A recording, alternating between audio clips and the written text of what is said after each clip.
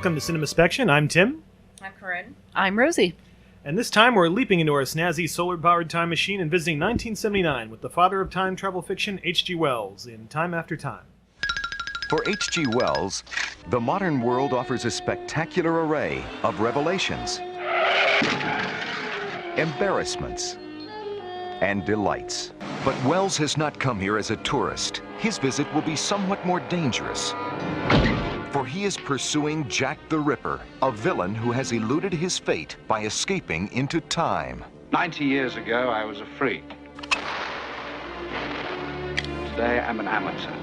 I'm obliged to take you back to face the consequences of your acts. You take me back. How do you propose to do that? By force? Be reasonable, John. We don't belong here. HG, it's checkmate, and you've lost again. Time After Time. Author H.G. Wells didn't merely write about time travel, but built his own time machine.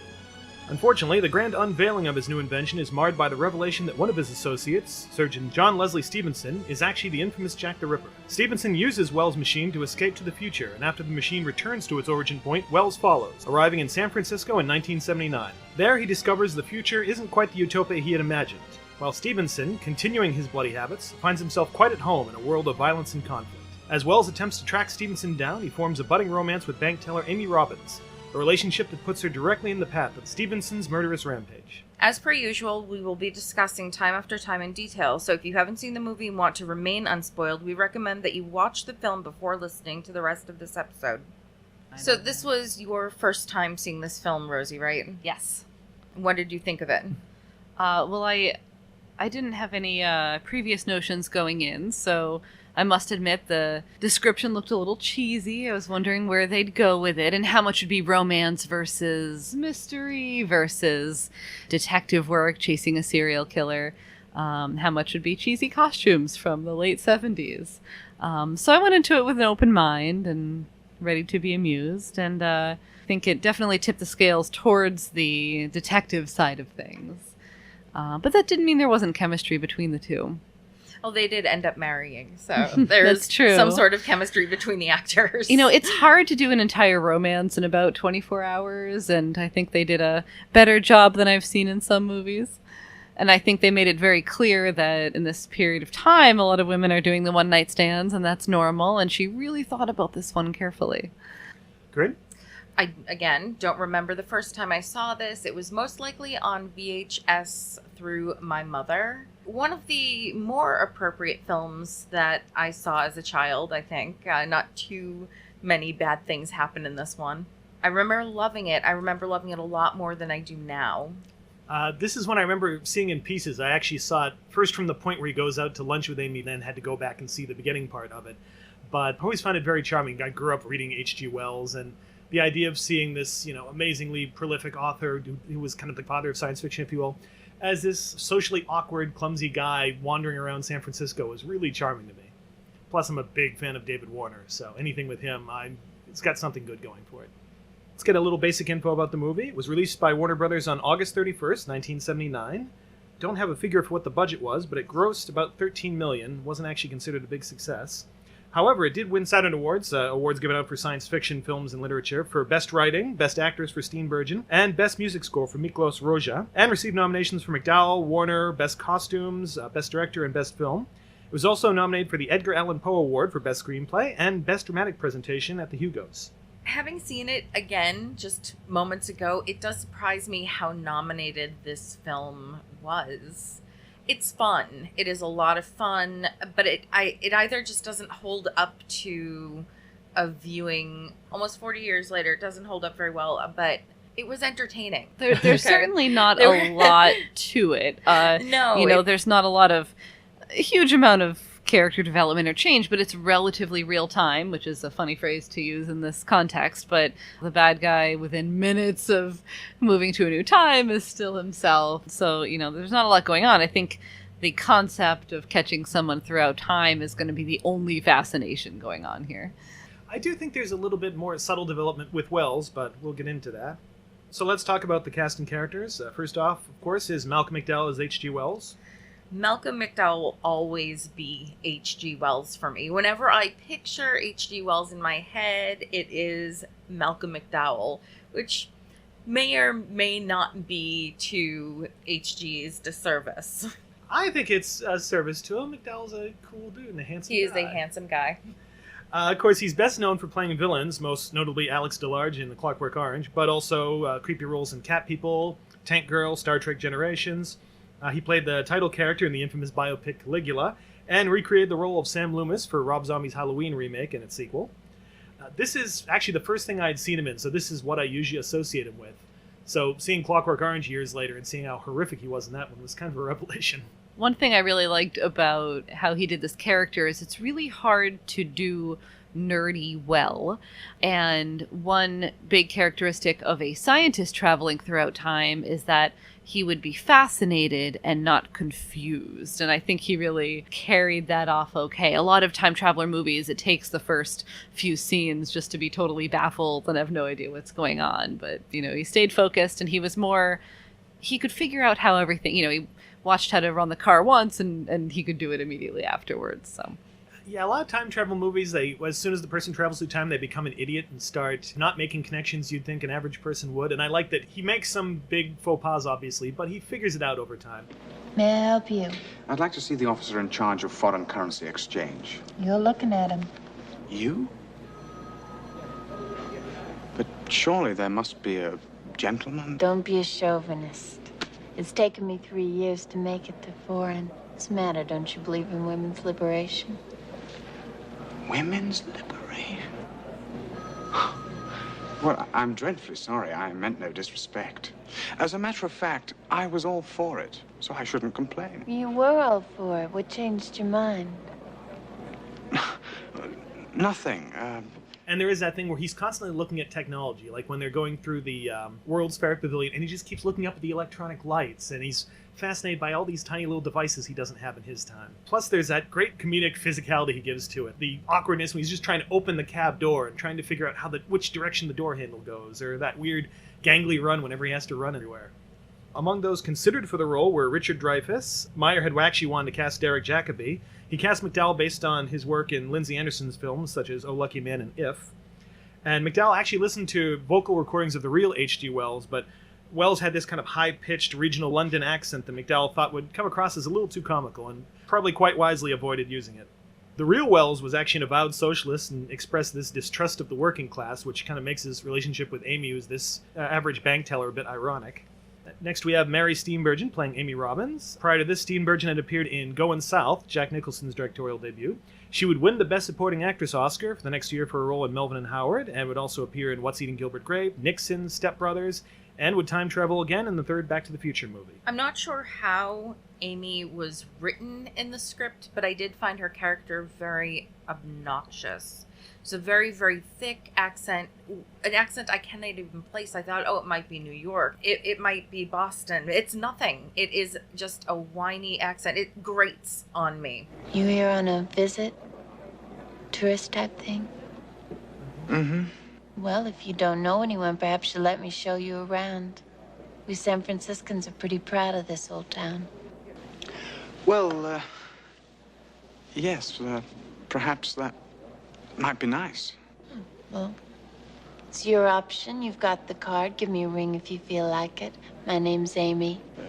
A ring? You know, da-da-da-da-da. And I know that's not her real voice. I've seen her in several movies, so seeing it now, I couldn't imagine what would make H.G. Wells fall in love with this woman.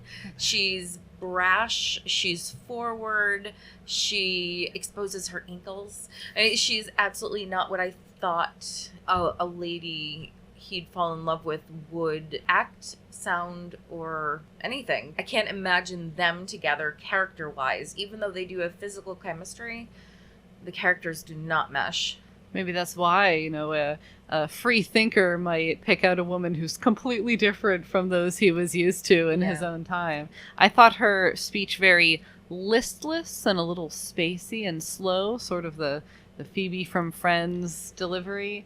She seemed to be very with it and certainly was making her own decisions, but she seemed stoned most of the time. Yes. And maybe that was, some commentary on the liberated, unrushed woman doing her own thing when she wanted to. But I could see how someone who really wants to change society or assume that society is going to change would want a woman who's very different from what he's used to. I don't know if those characters would do well long term, though, especially her trying to adapt to late 19th century London. Yeah, of all this future that's disappointing to him because of all the violence and war, she's one of the only things that seems to reflect his ideals brought to the future. This idea of somebody who is liberated, that there's equality, that she does sort of subscribe to the free love idea, although, as we find out, historically not quite to the level that Wells did. Yes. But yeah, she delivers the role in a very strange affect for a lot of it, especially the last scene where she's talking about how the newspaper was wrong. The way she delivers that line. When I first saw this, I thought, what's wrong with her? Is she on drugs in this scene? I thought Stevenson maybe drugged her or something, but it's really odd.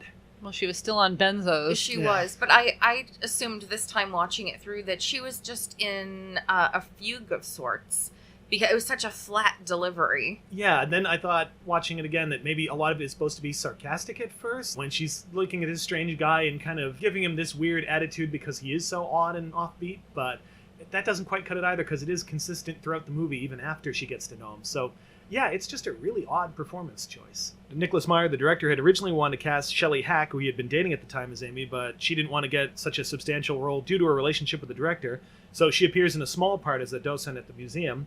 And the studio had originally wanted Sally Field in the part. I could have absolutely seen Sally Field perform this part, but I don't think the physical chemistry would have been there. Not quite. I don't want to badmouth Mary Steenburgen because I really like her, but I wonder if they could have found somebody else who would have given a little bit more energy. Yeah, I've definitely seen her be more energetic. I always picture her from What's Eating Gilbert Grape. That always sticks out in my head because she's great in that. She's the person that none of us want to be, but we all sort of want to at the same time. And in this, you just kind of wanted to shake her by the shoulders a little bit, give her some caffeine. Next we come to possibly my favorite, David Warner as John Leslie Stevenson. Like McDowell, Warner's a guy known for playing villains, something he excels at in movies like Time Bandits, Tron, Titanic, Waxwork. He also had great roles in The Omen, Straw Dogs, In the Mouth of Madness, recently on Doctor Who in the Cold War episode with the Ice Warriors, and 2 Star Trek films, Star Trek V and Star Trek VI, the latter of which reunited him with director Nicholas Meyer. Originally, Meyer had wanted Edward Fox from Day of the Jackal to play the part, and even Mick Jagger was considered, but I think Warner is perfect. I couldn't imagine anyone else playing this, and giving it that same kind of vicious, creepy edge that he does. Warner's definitely an actor who plays a villain well, and it's almost comfortable for him.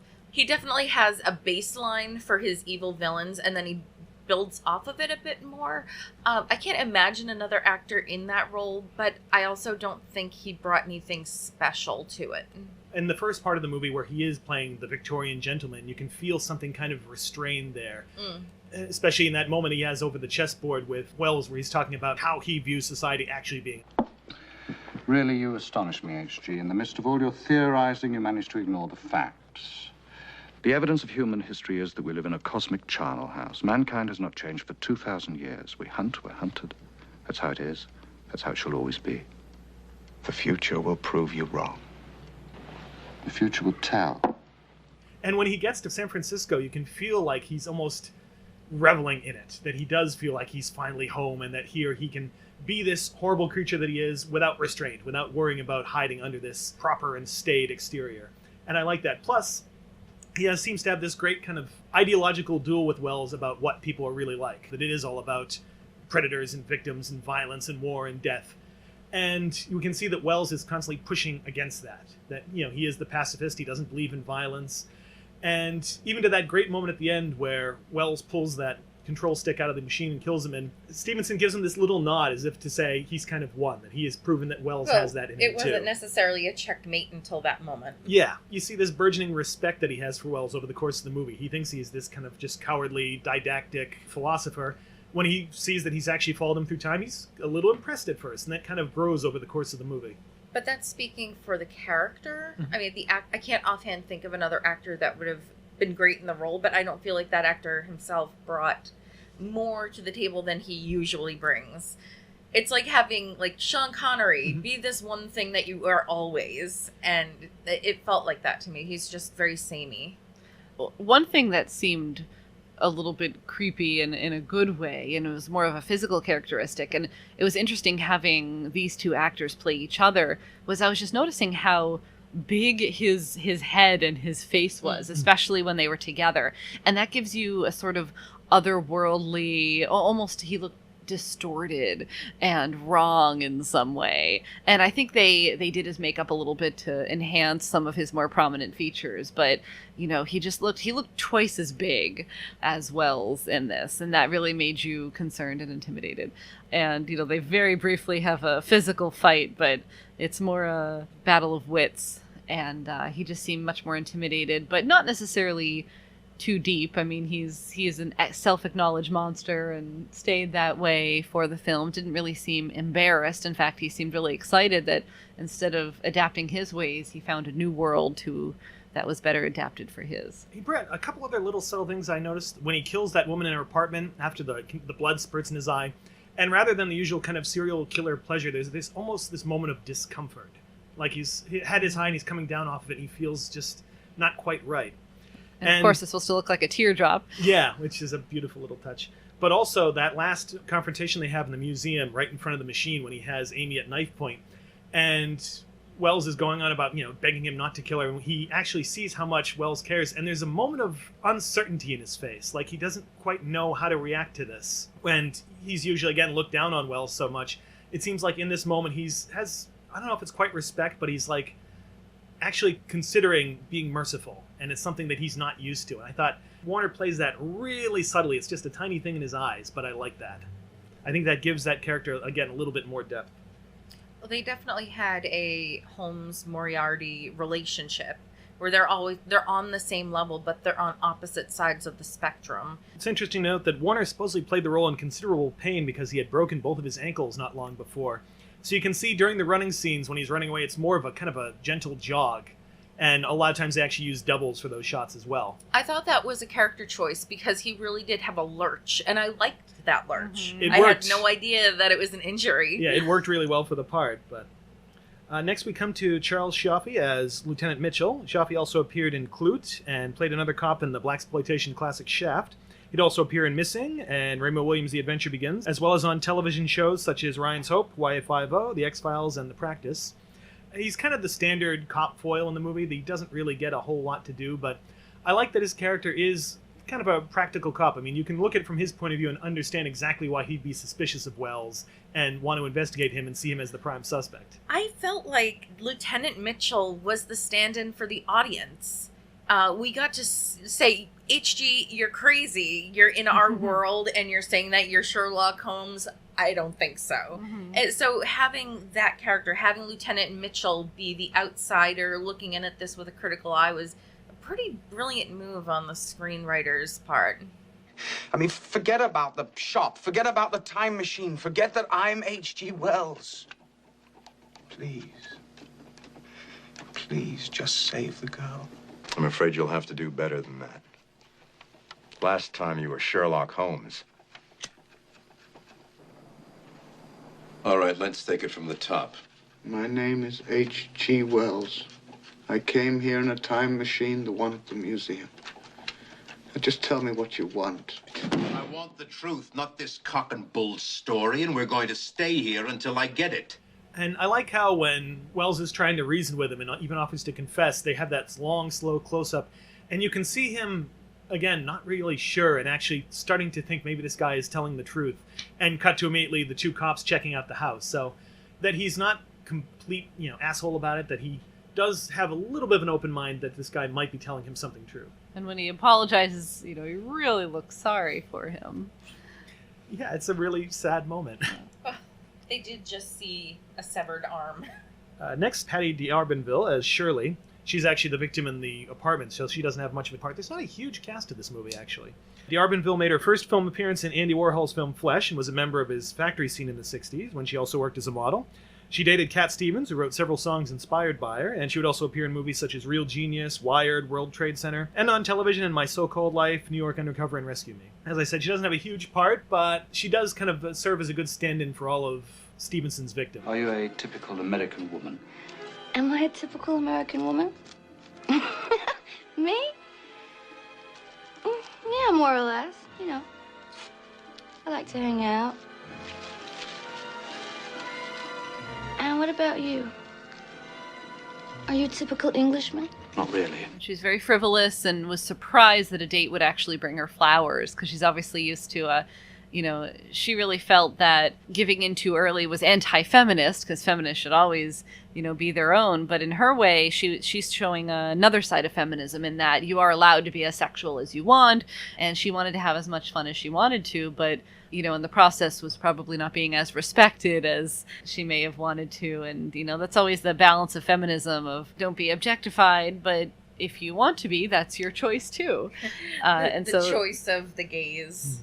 Right, exactly. So she represented the modern version of the prostitute, which might not be literally a prostitute, of which there are still plenty, but of the woman who is happy to sleep around. And that might be more of a historical suggestion for Jack the Ripper's real motive. A sexually willing woman. Now let's get to the crew. First off is director and writer Nicholas Meyer. Meyer started his career as a screenwriter and a novelist. He worked on the scripts for Invasion of the Bee Girls and The Night That Panicked America, a TV drama about the Orson Welles Halloween War of the Worlds broadcast. He also wrote the Sherlock Holmes novel The 7% Solution and adapted it for a screen. It's considered probably the best Sherlock Holmes story not written by Sir Arthur Conan Doyle.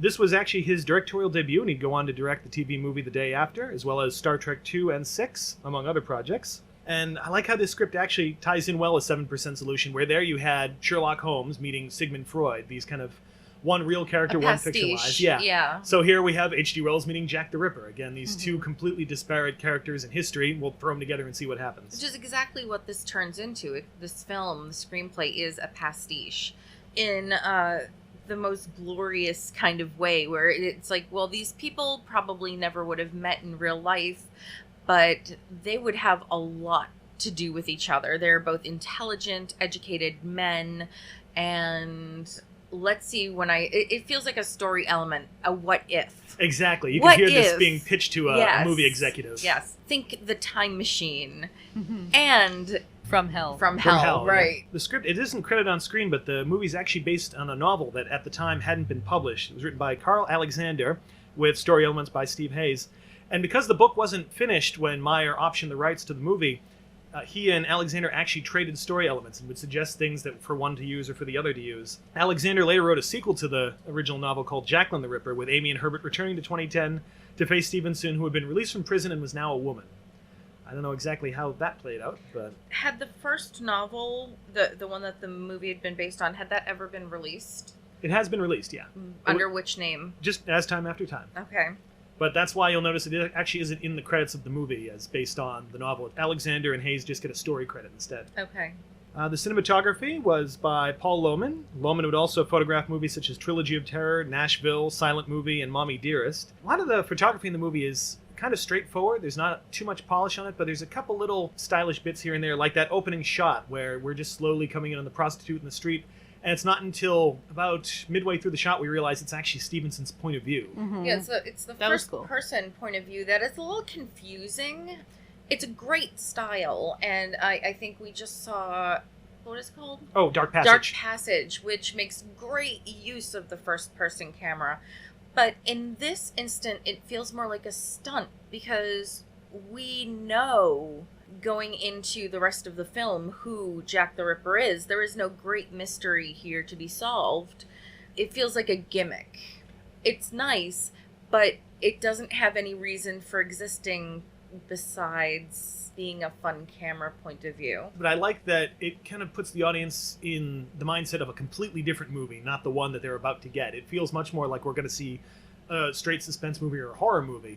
And all of a sudden, right after that scene when we're thrown into H.G. Wells' parlor with all of his guests, it becomes something entirely different. A couple other interesting shots. There's the Dutch angles during the interrogation when Wells is getting really upset, which, again, because they're not used very often in the movie, kind of gives that scene an extra little edge to it. You can feel that Wells is kind of coming to the end of his rope. Next, there's the music score by Miklos Rozsa. In addition to his concert compositions, such as his violin and cello concertos, Rozsa created themes for a wide variety of films, from epics such as Ben-Hur and King of Kings to film noirs such as Double Indemnity, The Killers, and The Asphalt Jungle, and even fantasy movies such as The Golden Voyage of Sinbad. He later commented that he worked harder on this score than any other in his career, which is interesting because it doesn't really get a lot of attention. I really liked it. It didn't have any cheesy 70s synth, which Thank was... God. But we did have disco. There was boy, did we have disco. but it was relatively diluted. Yes. You could still hear what was going on, and it didn't take away from the scene, but it wasn't full of synth, which gives it a little more of a timeless. It was just classic suspense movie score. I think the opening was a little actiony. The opening credits, it doesn't jump right into action, and though there's a couple small chases, it's not a chase type action movie. It's more suspense and psychological. So I think the opening could have been a little more creepy and a little less bombastic. I did like that the biggest expression of the main love theme doesn't really come during the love scene. It comes when Amy opens the newspaper and realizes that Wells is actually telling the truth and that it's all true. I thought it was interesting to put that big moment there, not during any of their earlier romantic scenes. I also have to note that since we do have disco, I like that the disco is centered around the evil character. I think that's important. In fact, disco music, evil character. In fact, I think the greatest crime Stevenson commits in the film is that leisure suit, the John Travolta white leisure suit he wears. Oh boy, he was quite at home in that polyester. A little too at home. The music box that you hear when Stevenson opens his pocket watch, that music is based off of a French folk song, and they were adapted into a set of 5 different pieces.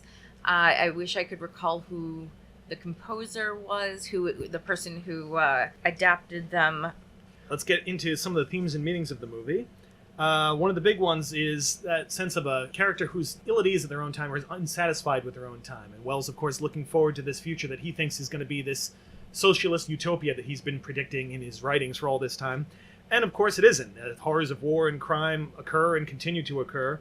H.G. Wells is looking to the future with an idealized eye. It is all going to be his utopia. And Stevenson is saying, no, it's going to be exactly the way it is because this is how people are. People themselves do not change. We are what we have always been. And we don't get the real dystopia because Stevenson doesn't have a dystopian view on the world or on the future. He sees things as he perceives them. That's it. That's all they are. We get a dystopia when Wells goes into the future and sees that it is the opposite of what he wanted it to be. His utopia doesn't exist in any form that he can immediately see. We do find pieces of it come forward as he meets Amy and finds out that free love is a concept and it has existed and feminism is occurring. So he's seeing little pieces of his utopia within this world that he at first sees as completely broken.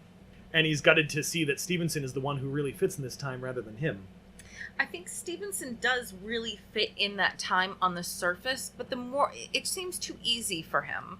Especially in the scene where we see him murder a woman in her apartment, and you both mentioned the drop of blood, and that expression to me read, this is too easy, this isn't right, I'm not getting the same thrill out of this. Disappointing. Yes, it was not what he wanted, and even though this is the world that appears to be set up for him, it's hedonistic, it's lush, there's opportunity for violence at every corner, it's not what he wants. I also like going back to that kind of psychological duel he has going on with Wells is, again, this theme of violence in people. Like when he's in the hotel room talking about how this is his time and how easy it is to buy a gun, and Wells just hauls out and slaps him. You go back, Herbert. The future isn't what you thought. It's what I am. Do you know that you can go into a shop here and purchase a rifle or a revolver? It's perfectly legal. These people encourage... Stop it!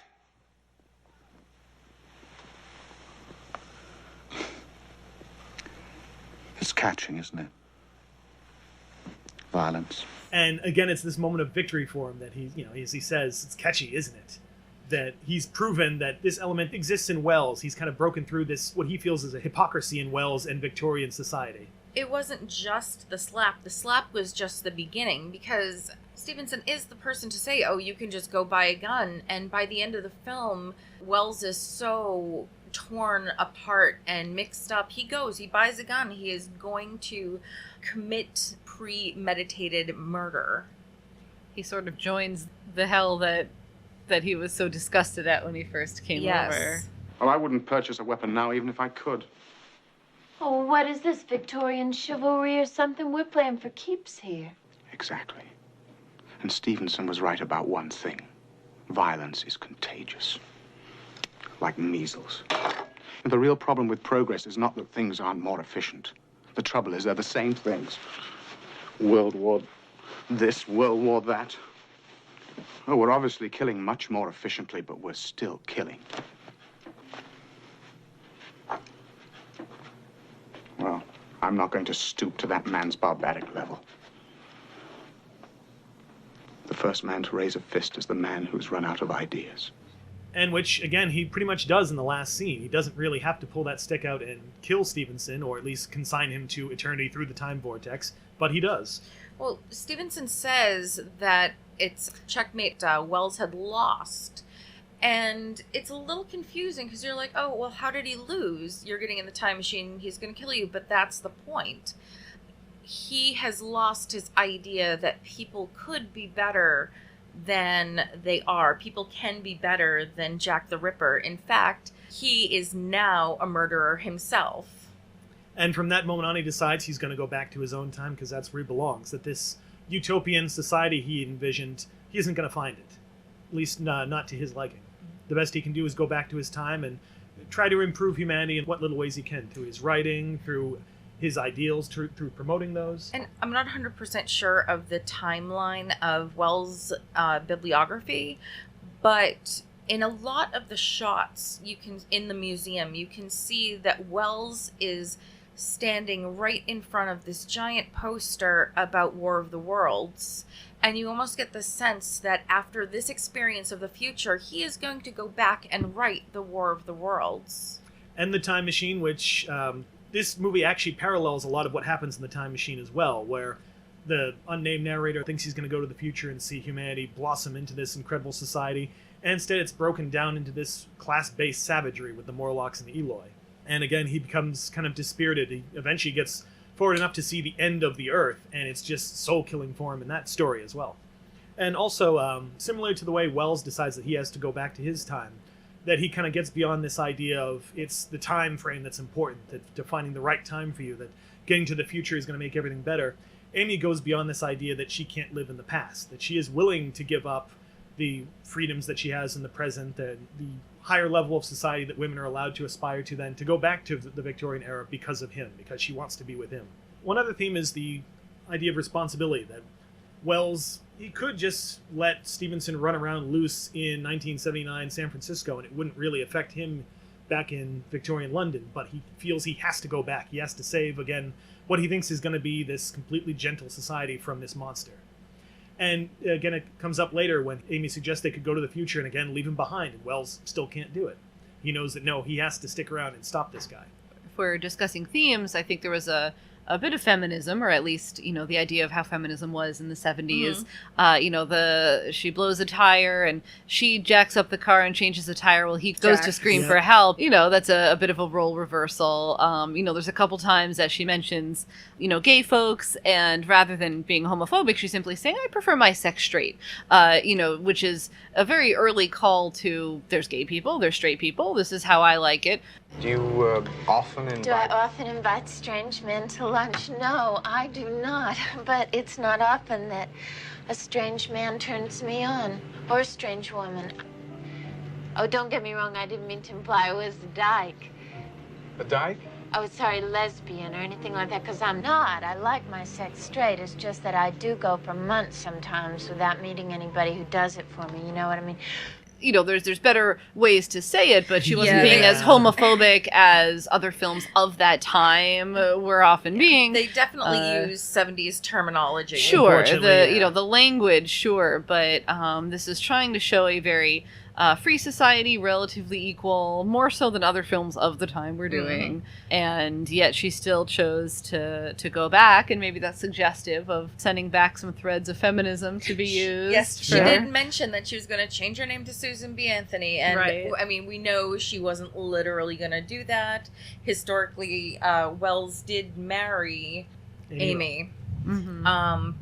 But she was going to bring that feminist flair of the 70s right back with her.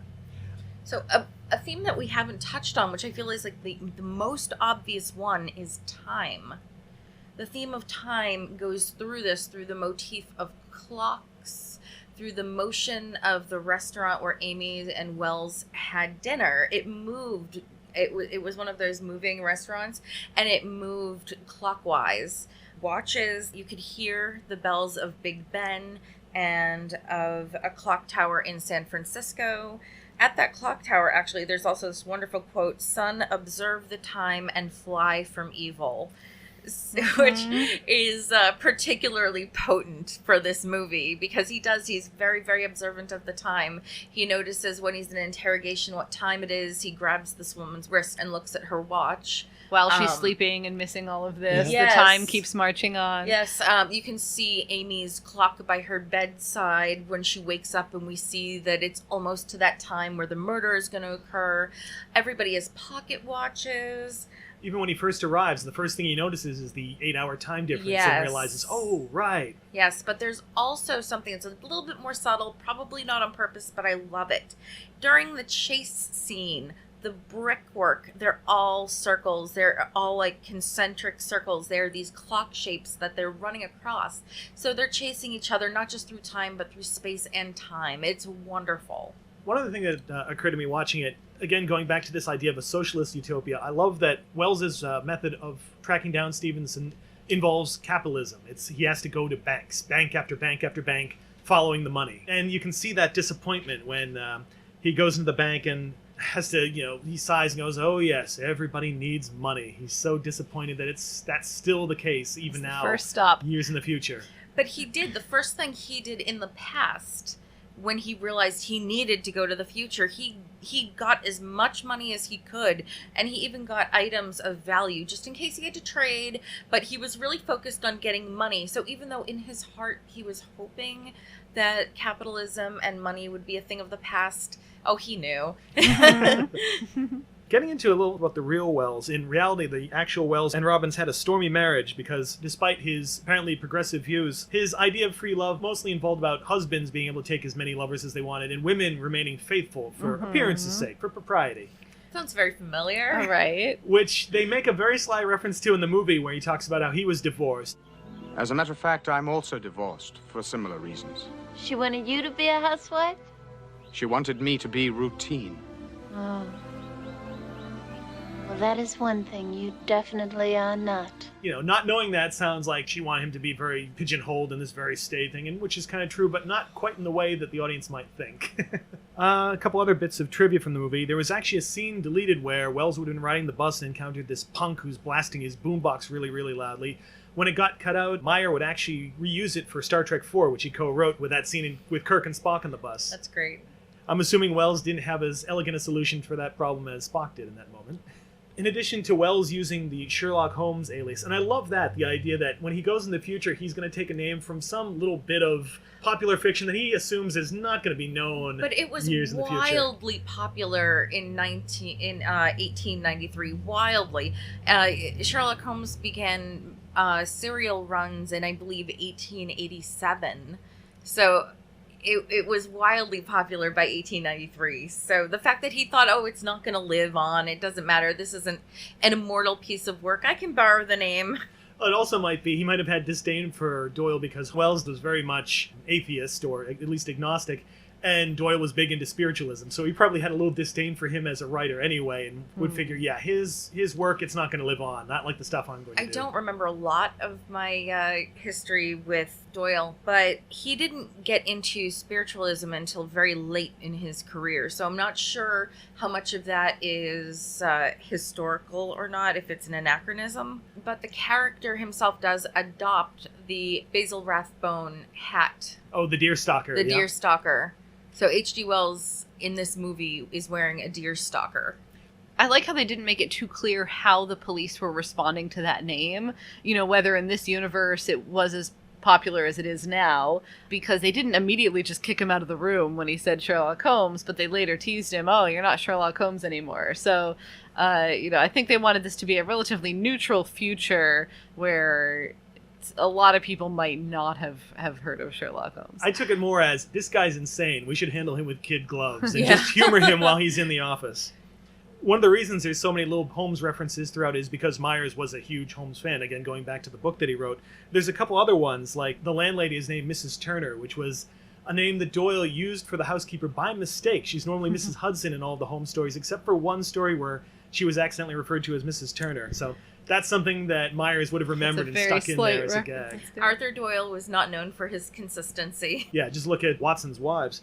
There's also one of the police in the movies named Gregson, which is another character from the Doyle stories. Also, another thing that comes to mind when you hear the title of this movie is the Cyndi Lauper song. Yes. Apparently, she got the name. She was trying to figure out a temporary name for that song when she was recording it, and looked through the TV guide and saw the listing for this movie and said, sure, that'll do for now. And by the time she was going to rename the song, that particular phrase was so embedded in it she couldn't take it out. So there was no point in renaming that song. It has time after time in it at least a dozen times. Also, of course, the little kid in the museum who first spots Wells when he arrives is young Corey Feldman. One other element I just realized we didn't discuss is the time machine itself. I really love this particular time machine. It's kind of whimsical looking, but it seems like it fits the time period. It has a satellite at the top. It's solar powered, long before anybody thought of that. Yes, I forgot to mention that. The idea that another part of H.G. Wells trying to make his utopia is that it's also green energy. He's made his machine run on solar power. You know, it was the car companies that crushed his solar-powered time machine. They conspired, man. It's not quite as slick as the George Pal time machine. That might be my all-time favorite one, just because that thing is beautiful. But I really do like this one. Okay, what was everybody's favorite scene? You know, I think I'd have to say the very short montage of all the banks that he visited, because that was significant to me. You know, the average person on traveling through time would probably ride the escalator for 4 hours or just, stand there dumbstruck or eat food or, forget what he was there for. But his first object, once he realized a very good idea and that, well, he had to change money, that probably means the other guy had to change money first. And also those, that was a quick montage to show how well-diversified San Francisco is, how focused on money it is. And then the sort of jab at the end, well, obviously he should have tried the British bank first. That was but I'm a big fan of montages, and sometimes it makes it too obvious that they're trying to pass time. This was a clever way to do that. I think my favorite scene is H.G. Wells' first car ride. He's just traveled through time and space, something nobody else, except Stevenson, has done, and he has to get into this car and drive down San Francisco streets and big hills, and he looks a little queasy. Time and space, no problem. Place to place in a cab, terrible. It was comedic, but it was only funny because it's pretty true. I might have to go with the actual trip through time, which has a very 2001 vibe to it. I love how they use all these different famous audio clips to suggest the passage of time, going through World War II, going through the Cold War, right up to the present, and how it just suddenly, boom, ends with him in the museum. Proclaim the state of Israel. Queen Elizabeth II is crowned. Forces from North Korea. Ask not! President Kennedy is dead. Martin Luther King. Senator Kennedy. One small step for man. The Israeli athletes were killed. Vietnam ceasefire agreement. I really like the visuals for it. It's one of those things, trying to do that kind of psychedelic imagery. It's tough to do it and not make it look really dated. Like, let's face it, some of the effects when the time machine is traveling, the little sparkly things, don't work quite as well. They're pretty, but they don't work as well. I think they're animated. Yeah, they look a little like something from a Saturday morning cartoon. Yeah. But that particular scene, all the weird amorphous shapes that are flying toward camera with the sound cues, I think is really, really good. Now, one small aspect that wasn't too clear to me, it showed the machine really having trouble under the load of the distance and looked like it was falling apart. Yeah. I didn't know if they were going to go that it landed in the incorrect space, or maybe it was just that it ended up in San Francisco instead of London, but I didn't know if they were going to go in some other direction with that effect. I had some confusion with a couple of points. I think there was some problems. That was one of them with the machine cracking. Obviously, Stevenson also landed in San Francisco. Why didn't it break then? Mm-hmm. Why didn't it come back broken? Even the windshield broke, not just Well, the I glass. wasn't sure if that was the windshield or his glasses, because he switches his glasses out. They weren't both. cracked. They showed both only of the them. side was broken, not Okay. the lenses. Yeah. So there's that problem. And then there's the idea that H.G. Wells tells us near the beginning that he will land in his laboratory. He will land right where he is. He is not going to move in space. He's just going to move in time. And then he does move in time, and he finds out that he has also moved in space. He's now in San Francisco. Yes, his laboratory is there, but he's changed location. How did that even happen? Yeah, there's a card on the exhibit that says that the time machine had been unearthed under his laboratory in London, but it's never explained how that works exactly. Right. I mean, it wouldn't exist. There would have to be two of them. There would have to be some kind of weird time thing. We could get into an hour conversation about the I think we're assuming that he made sure that it stayed put on his retirement. Well, not just that, but I mean, how could the time machine itself reappear somewhere where it already is? Yeah, it would be occupying the same space as Right. the other one on Earth. It would be the time cop thing where they melt into each other. Exactly. So not a lot of thought went into the time travel aspect, and I'm not even sure a lot of thought needed to go into it. It could have been covered very easily by having him land somewhere randomly in San Francisco, and it turns out the reason why is because the Earth spun and he stayed in the same place. Yeah, Something or, like you know, that. if there had been one in the museum, it could have been a replica, or because it can't exist more than once in the same space, and I'm assuming the same time. It shouldn't be able to, which is a shame because the rest of the time travel is actually pretty well done in terms of avoiding a paradox. Like Yes. the newspaper that they discovered that says that Amy's going to be murdered, well, we have an explanation. They mistook her co-worker for her body. So, okay, that all evens out. The fact that he can't go back in time to before the party where Stevenson stole the time machine, because that would create a paradox. They're pretty careful otherwise, but yeah, the actual time machine in the museum is a weird big plot hole that's never really explained. I kept thinking at some point Amy would bring it up, like, well, how could it be here then? But it kind of gets glossed over. Heisenberg compensator. I would have been okay with, I have no idea how this happened. It just acknowledging that this doesn't work. Maybe H.G. Wells can be like, oh, I didn't think that could happen. It would have been enough for me. We need Geordie LaForge to come out and say there was a neutrino surge, and that's what that Yep. covers it. That works on Star Trek all the time. That's all Yep. I need. Heisenberg compensator, neutrino surge. That's enough. One other bit of trivia I like that also relates to Star Trek 4 is the eyeglass thing, that he breaks his eyeglasses, goes to this exhibit, very discreetly opens a drawer where he knows he keeps his spares and switches them out, which reminds me of the scene where Kirk and Spock pawn his glasses to get money and go, you know, weren't those a gift? Well, they will be again. That's the beauty of it. Yes. Okay, what's everybody's recommendations? If people like this movie, what other movies do you think they'd like? Or if they didn't like this movie, what other movies do you think they'd like more? Well, I think to focus on the romance side of time travel, both Time Traveler's Wife and Kate and Leopold are, and The Lake House a bit, are good examples that focus just on the romance side, which, in all three of those, the focus on avoiding paradoxes is a little less involved because it's more how relationships change. I think this is the only time that H.G. Wells and Jack the Ripper should ever appear in a film together. So separately, if you're interested in an H.G. Wells film, see the original Time Machine. It is beautiful. It holds up. There's some iconic scenes, especially the travel through time. Which actually we see kind of an homage here when Yes. Wells is first going through time. And it's not as good a movie, I'm sorry, But for Jack the Ripper, just go see From Hell. In fact, read From Hell, and you'll feel better about your Jack the Ripper experience. One of mine, it's not exactly a time travel movie, but plays with some of the same themes, and again involves using it to catch a killer or a serial killer, is Frequency with Jim Caviezel and Dennis Quaid. That movie takes some really interesting turns in how these two people who can communicate through time do this weird solar activity and try to use that ability to catch a serial killer. The way it plays with how one character interacts with something in the past and changes the future is really amazing.